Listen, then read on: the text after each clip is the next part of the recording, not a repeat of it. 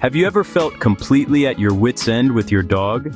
Maybe you've come home to find your favorite pair of shoes chewed to shreds. Or perhaps going for a walk feels more like a chaotic battle than a relaxing stroll.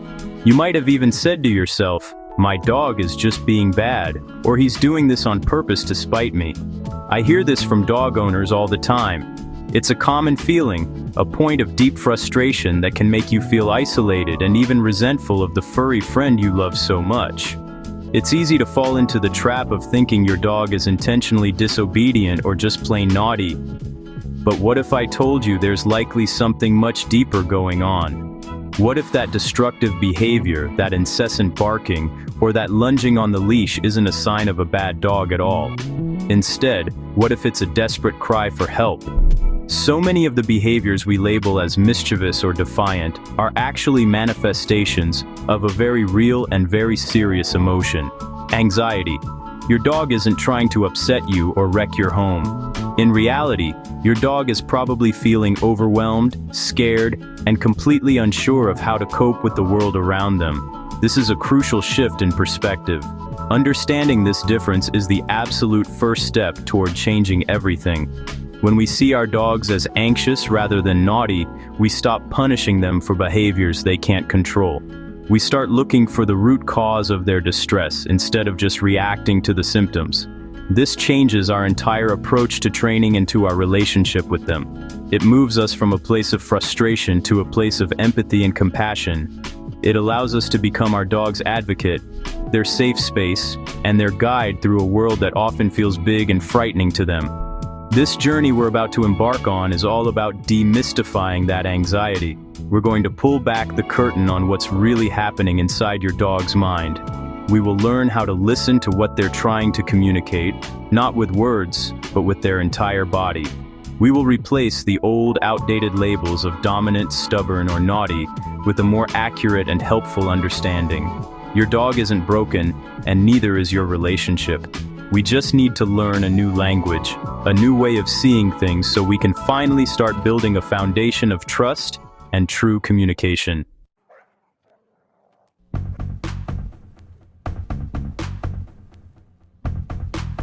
So, how do we begin to understand what our dogs are trying to tell us?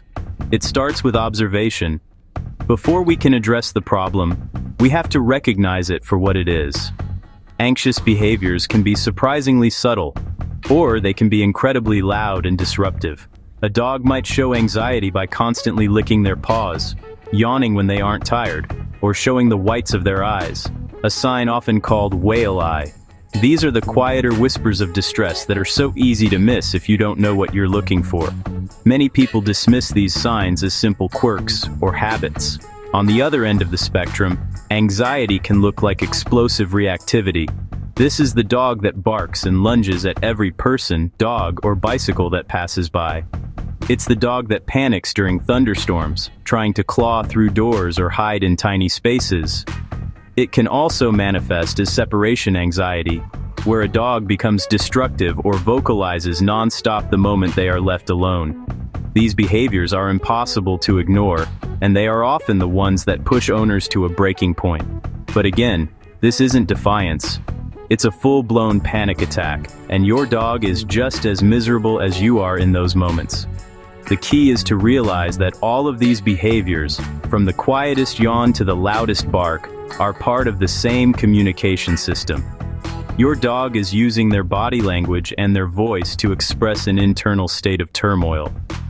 They are broadcasting their feelings loud and clear, but we often fail to tune in to the right frequency. We see the lunging, but we don't see the fear behind it. We see the chewed-up couch, but we miss the panic that caused it. Learning to see beyond the action and understand the emotion is the most powerful tool you can have as a dog owner. In this guide, we are going to act like detectives. We will break down the clues your dog is giving you, piece by piece. We'll look at body language, vocalizations, and the context in which these behaviors happen. Is your dog's tail tucked or held high? Are their ears pinned back or relaxed? Is that a playful bark or a fearful one? Answering these questions helps us build a complete picture of your dog's emotional state. It's not about making assumptions. It's about gathering evidence to truly understand what your dog is experiencing from moment to moment. This is where real change begins.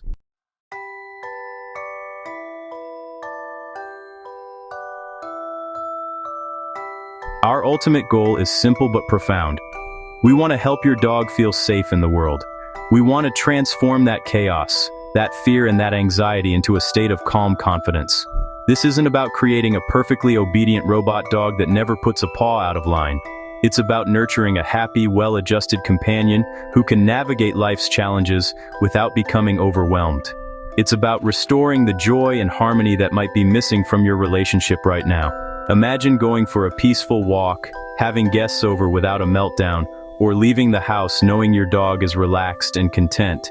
This is absolutely possible. This transformation requires a partnership between you and your dog. You will become their teacher, their guide, and their biggest supporter. And to do that effectively, we need to use methods that are clear, kind, and based on how dogs actually learn. We're going to talk a lot about communication. A huge part of this process involves a concept known as pressure and release, a form of negative reinforcement. Now, I know the term negative reinforcement can sound scary or harsh, but we are going to debunk that myth completely. It is not about punishment, pain, or intimidation. Instead, think of it as a gentle, guiding conversation. It's like lightly tapping someone on the shoulder to get their attention, and then stopping the moment they turn to you. It's about applying a small amount of clear, gentle pressure, often just with the leash, to communicate "not this way," and then instantly releasing all pressure the second your dog makes a better choice. This immediate release is the reward.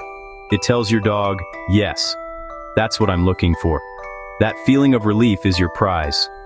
This method is incredibly powerful because it empowers your dog to make the right choice on their own.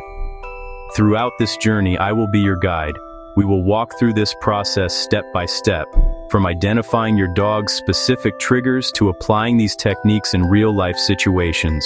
We will celebrate the small wins because progress is made of tiny, successful moments built one on top of the other. We'll also troubleshoot the challenges because no training journey is a straight line. The goal is not a quick fix, but lasting change. We are building a new foundation of communication and trust that will transform your anxious pup into the confident, calm companion you've always wanted. Let's get started.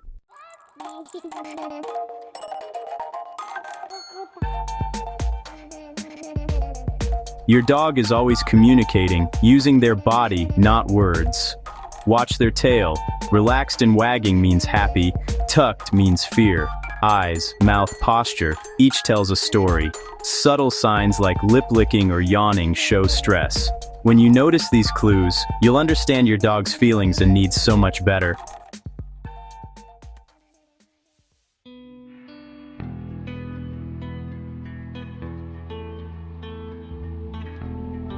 Dogs express anxiety through sounds as much as body language. Barking, whining, growling, and even silence can all signal distress.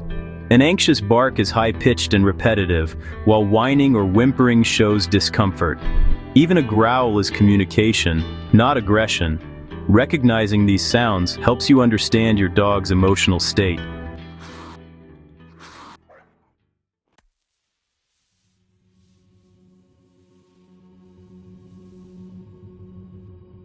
Triggers are the specific things that spark your dog's anxiety. Like other dogs, strangers' loud noises or being left alone. Watch for patterns. Is it men in hats, children, or the sound of thunder that sets them off? Even places like the vet or walking on shiny floors can be triggers. Separation anxiety is another big one. Some dogs panic when left alone. Pinpointing these triggers is detective work, but it's crucial. Once you know what sets your dog off, you can start managing their environment. This is the first step to helping them feel safer. Identify, manage, and then train to change their response.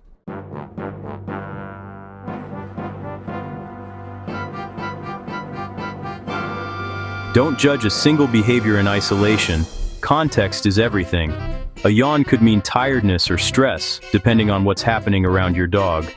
Look at the whole picture: body language, sounds, and the environment. For example, a stiff body, rigid tail, and growl together mean discomfort, not playfulness. Chewing a shoe after a thunderstorm? That's likely anxiety, not mischief. Observing clusters of signals helps you respond with empathy, not frustration. Slow down, scan for triggers, and learn your dog's language. With practice, you'll read their emotions clearly and act before things escalate.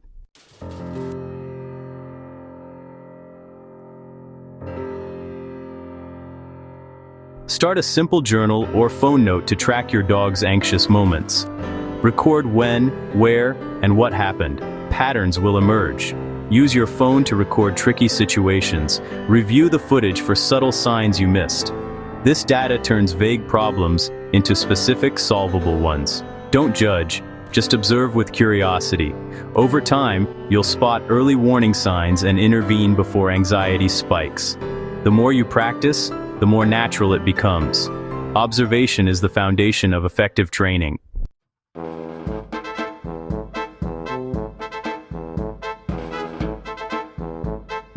Excitement and anxiety can look similar.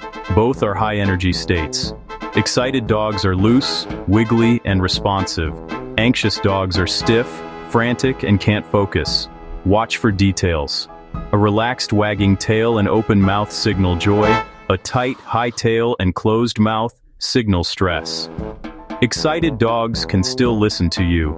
Anxious dogs are over threshold and can't calm down. Look beyond the jumping and barking to the emotion underneath. Understanding the difference helps you respond appropriately. Don't assume all high energy is happiness. Read the clues to support your dog's real needs.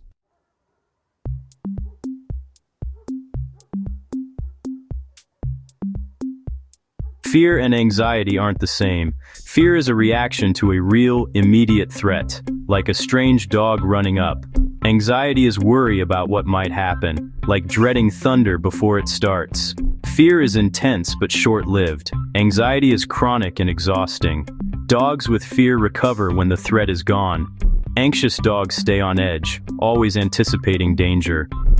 Chronic anxiety leads to long-term stress and health issues. Addressing anxiety means changing a whole mindset, not just a single reaction. Understanding this difference is key to helping your dog feel safe.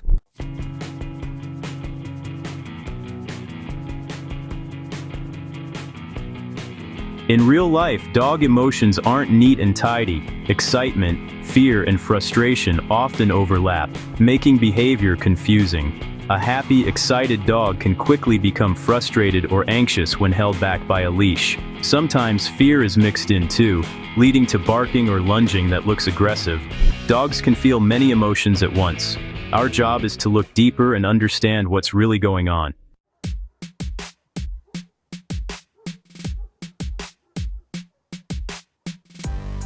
You might wonder, does it really matter if I call it fear or anxiety?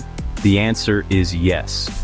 Correctly identifying your dog's emotion is the cornerstone of effective training. When you get it right, you help your dog feel safe, build trust, and truly solve the root problem, leading from chaos to calm.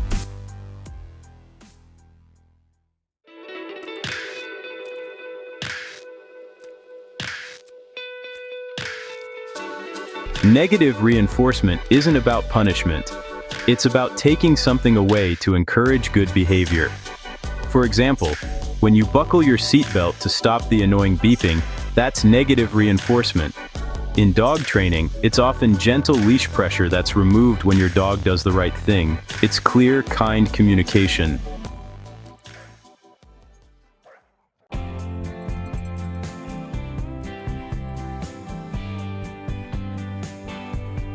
Think of leash pressure and release as a gentle conversation. It's not about yanking or correcting, but applying light, steady pressure to guide your dog, then instantly releasing when they respond. The release is the reward. This builds trust, empowers your dog, and creates a calm, cooperative partnership.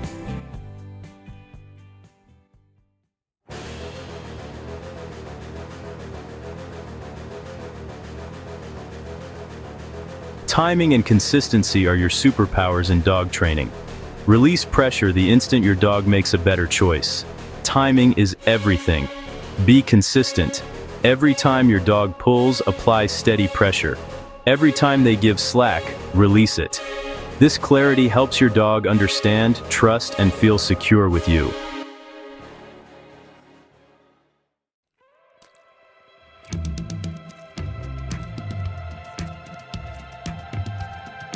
The right tools make communication with your dog clear and humane. Use a standard 6-foot leash, a flat or martingale collar, or a front clip harness. Never retractable leashes or aversive collars. Avoid tools that cause pain or fear. Build trust and confidence with equipment that's simple, safe, and fair.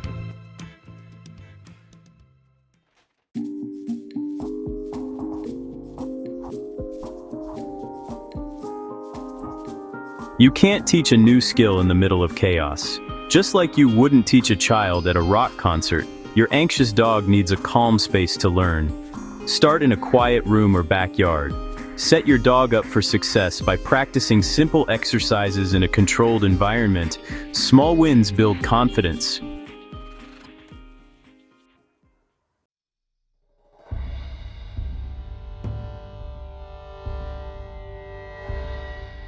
Now, let's put theory into practice. We're outside with Buster, an anxious dog whose trigger is other dogs. When Buster sees another dog, he stiffens, whines, and may bark or lunge.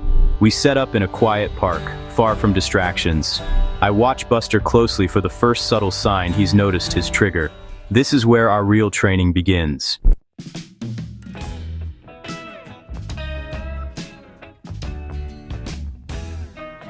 When Buster tenses at the sight of another dog, I stop and breathe.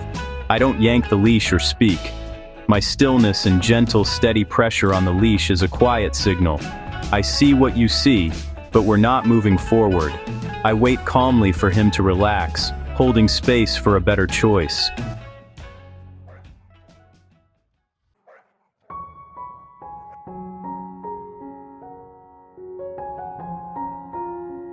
When Buster softens the leash, I instantly release the pressure. The slack leash is his reward, telling him, yes, that's it. Sometimes, I add a treat for extra encouragement. Each time he chooses to focus on me, he learns that calm choices bring relief, rewards, and trust. That's a huge win.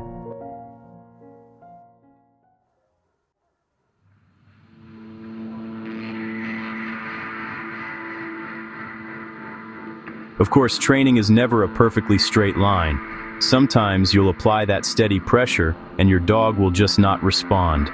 They might continue to pull, start to whine, or even escalate toward barking. They're so focused on the trigger that they can't seem to process the leash pressure. If this happens, it is not a failure. It's simply information. It tells you that the trigger is too intense for your dog at this current distance. They're already over their threshold and their learning brain has just shut off.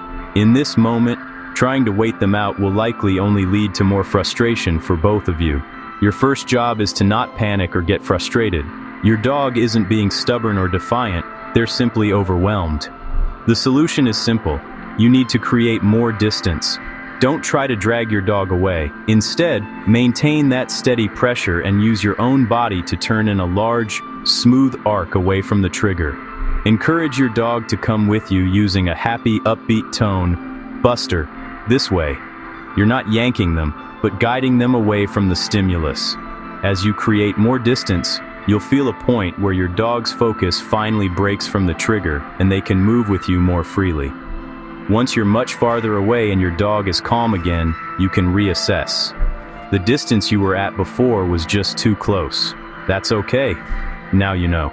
Maybe you need to start at 200 yards instead of 150. The key is to find that sub-threshold distance where your dog can see the trigger but is not yet reacting. The goal is always to work in the thinking zone, not the reacting zone. Pushing your dog when they're already over threshold is counterproductive. It just rehearses the anxious behavior and reinforces their belief that the trigger is, in fact, terrifying and overwhelming. Another common pitfall is inconsistent pressure. Some owners will apply pressure, then relax it, then apply it again, almost jiggling the leash. This is incredibly confusing for the dog. It's just meaningless noise. The pressure must be steady and constant, like a hum, not a series of pops. If you find yourself doing this, take a deep breath and reset. Plant your feet and hold the leash with a firm but relaxed grip. The pressure should come from your rooted stance, not from you pulling back with your arm. Clear, consistent signals are the only way this language can be understood by your dog.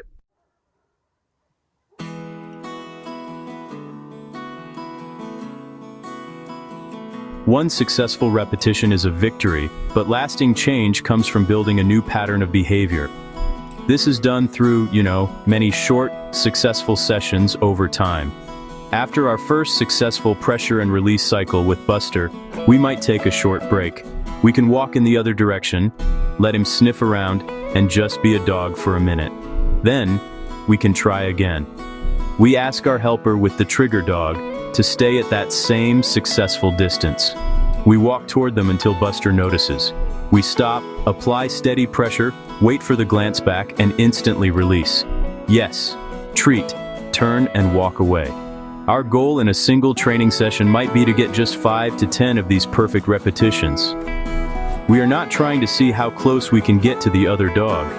We are trying to build a strong, reliable history of success at a distance where Buster feels safe. Every time he successfully disengages, we are strengthening that neural pathway in his brain. The old pathway was, see dog, panic. The new pathway we are building is, see dog, feel pressure, look at my human, feel relief. Over time, this new pathway will become the default response because it has been so heavily reinforced. It's crucial to keep these sessions short and end on a high note. 5 minutes of focused, successful training is far better than a 30-minute session that ends in a meltdown. If you get 3 great repetitions and you feel your dog starting to get tired or stressed, that's a perfect time to stop for the day. Always end with a win. This ensures that your dog's overall association with training and with you remains positive and fun. It's about building quality, not quantity. You are slowly and methodically rewriting your dog's emotional response, one successful moment at a time. This process is a marathon, not a sprint. As your dog becomes more and more reliable at a certain distance, you can very gradually start to decrease it. Maybe next week you'll try from 140 yards instead of 150. You will let your dog's behavior be your guide. If they start to struggle, you've moved too fast. Simply increase the distance again and work there until they are confident. This step-by-step application of pressure and release, combined with careful environmental management, is how we transform chaos into calm. We are giving our dogs the tools and the confidence to navigate a world that once seemed terrifying.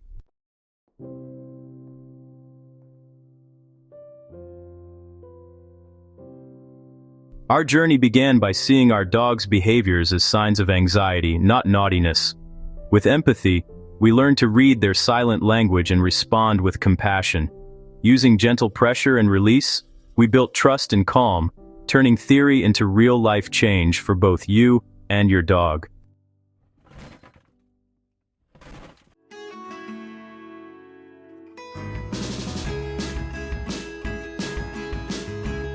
While we've focused heavily on using pressure and release to interrupt unwanted behavior, it is absolutely essential to understand that this is only half of the equation. The other, equally important half is positive reinforcement. Remember, positive reinforcement is simply adding something your dog loves, like a treat, praise, or a toy, to make a desired behavior more likely to happen again. While negative reinforcement is fantastic for saying, not that, positive reinforcement is how we enthusiastically say, yes, more of that. A truly balanced approach uses both of these tools together to create a well-rounded, confident, and happy dog who understands what is expected of them. Think about our training scenario with Buster. The release of leash pressure was the primary reward for him looking away from the trigger dog. But what did we do right after? We marked the moment with a yes and followed up with a high-value treat. That treat is a powerful positive reinforcer. It builds a wonderful new association. Now, seeing another dog doesn't just predict a conversation about leash pressure, it also predicts that delicious chicken might appear. This starts to change the dog's underlying emotion from, "Oh no, a dog," to, "Oh look, a dog, where's my chicken?" This is how we actively build a happy, optimistic emotional response. Beyond specific training sessions, you should be using positive reinforcement all the time to build your dog's overall confidence. Catch your dog doing something right. Are they lying calmly on their mat while you cook dinner? Walk over and quietly drop a treat between their paws. Did they see a squirrel outside the window and choose to look at you instead of barking? Good dog, and a game of tug. By generously rewarding all the small, calm choices your dog makes throughout the day, you are teaching them that calm behavior is highly profitable. This builds a dog who actively looks for opportunities to be calm and engaged with you. Ultimately, we want to create a dog who offers the right behaviors, not just to avoid pressure, but because it feels good and leads to wonderful things. The pressure and release technique is our way of guiding them through difficult moments, but a positive, reward-based relationship is the glue that holds everything together. It builds trust, strengthens your bond, and makes training fun for both of you. By integrating both negative and positive reinforcement, you create a beautifully clear communication system that tells your dog exactly what you want, while also building their confidence and joy for the journey.